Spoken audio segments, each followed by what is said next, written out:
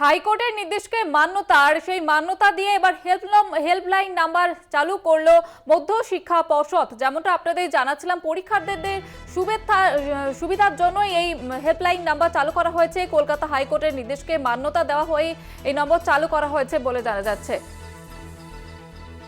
জেলাওয়ারি helpline number চালু করলো মধ্য শিক্ষা পর্ষদ।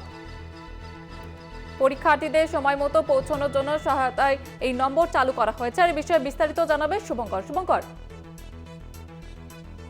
কলকাতা হাইকোর্টে মাধ্যমিক পরীক্ষার যে সময়সূচি সেটা নিয়ে কিন্তু একটি মামলা হয়েছিল এবং সেখানে কলকাতা হাইকোর্ট যে সময় পরিবর্তন হয়েছে, অর্থাৎ 12টার পরিবর্তে যে 9:45 থেকে 1টা পর্যন্ত পরীক্ষা হবে, সেই সময় তারা চেঞ্জ করেনি। কিন্তু তারা বলেছিলেন যাতে মধ্যশিক্ষা পর্ষদ পরীক্ষার্থীদের সুবিধার্থে হেল্পলাইন নম্বর চালু করে এবং জেলা ভিত্তিক হেল্পলাইন নম্বর, সেই হেল্পলাইন নম্বরে পরীক্ষার্থীরা পরীক্ষার হলে পৌঁছাতে পারছেন কিনা পরীক্ষার আগে তার সমস্যা ফোন করে জানাবে এবং সেই নির্দেশকে মান্যতা দিয়ে কিন্তু এই হেল্পলাইন নম্বর চালু করা হলো। এবং তোমায় জানিয়ে রাখি, পরীক্ষার্থীরা এই হেল্পলাইন নম্বরে ফোন করে প্রয়োজনীয় সাহায্য চাইতে পারবে এবং পরীক্ষার দিনগুলো অর্থাৎ 2রা ফেব্রুয়ারি থেকে 12ই ফেব্রুয়ারি পর্যন্ত যেদিন যেদিন পরীক্ষা রয়েছে সেদিন সকাল 6টা থেকে বিকেল 6টা পর্যন্ত এই হেল্পলাইন নম্বর চালু থাকবে এবং সেখানে কিন্তু তারা ফোন করে প্রয়োজনীয় সাহায্য চাইতে পারবেন।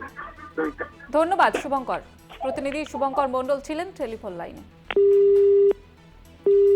হাইকোর্টের নির্দেশকে মান্যতা দিয়ে এবার হেল্পলাইন নম্বর চালু করা হয়েছে এবং পরীক্ষার্থীদের সুবিধার জন্য এই হেল্পলাইন নম্বর চালু করা হয়েছে বলে জানা যাচ্ছে। কলকাতা হাইকোর্ট নির্দেশ দেওয়া হয়েছিল এবং তার জন্যই কিন্তু এই হেল্পলাইন নাম্বার চালু করা হয়েছে।